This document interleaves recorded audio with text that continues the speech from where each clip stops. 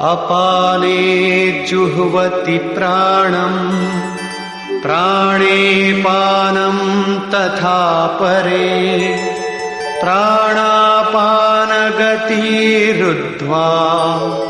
प्राणायाम परायणा। बहुत से योगी अपान वायु में प्राण वायु का हवन करते हैं और उसी प्रकार प्राण वायु में अपान वायु का हवन करते हैं।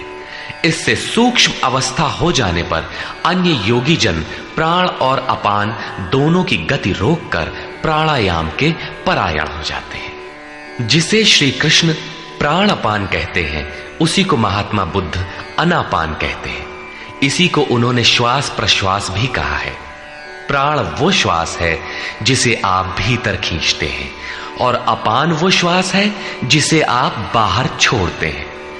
योगियों की अनुभूति है कि आप श्वास के साथ बाह्य वायुमंडल के संकल्प भी ग्रहण करते हैं और प्रश्वास में इसी प्रकार आंतरिक भले बुरे चिंतन की लहर फेंकते रहते हैं। बाह्य किसी संकल्प का ग्रहण न करना प्राण का हवन है तथा भीतर संकल्पों को न उठने देना अपान का हवन है। न भीतर से किसी संकल्प का स्फुरण हो और न ही बाह्य दुनिया में चलने वाले चिंतन अंदर क्षोभ उत्पन्न कर पाए। इस प्रकार प्राण और अपान दोनों की गति सम हो जाने पर प्राणों का याम अर्थात निरोध हो जाता है। यही प्राणायाम है। ये मन की विजितावस्था है। प्राणों का रुकना और मन का रुकना एक ही बात है। प्रत्येक महापुरुष ने इस प्रकरण को लिया है। वेदों में इसका उल्लेख है। चत्वारि वाक पारमिता पदानि। इसी को पूज्य महाराज जी कहा करते थे। हो, एक ही नाम को 4 श्रेणियों से जपा जाता है। बैखरी, मध्यमा, पश्यंती और परा। बैखरी उसे कहते हैं जो व्यक्त हो जाए। नाम का इस प्रकार उच्चारण हो कि आप सुने और बाहर कोई बैठा हो तो उसे भी सुनाई पड़े। मध्यमा अर्थात मध्यम स्वर में जप, जिसे केवल आप ही सुने, बगल में बैठा हुआ व्यक्ति भी उस उच्चारण को सुन न सके।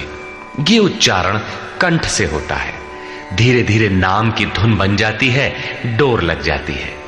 साधना और सूक्ष्म हो जाने पर पश्यंती अर्थात नाम देखने की अवस्था आ जाती है।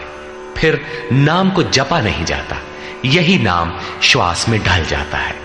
मन को दृष्टा बनाकर खड़ा कर दें, देखते बर रहे कि सांस कहती क्या है, सांस आती है कब, बाहर निकलती है कब, कहती है क्या। महापुरुषों का कहना है कि ये सांस नाम के सिवाय और कुछ कहती ही नहीं।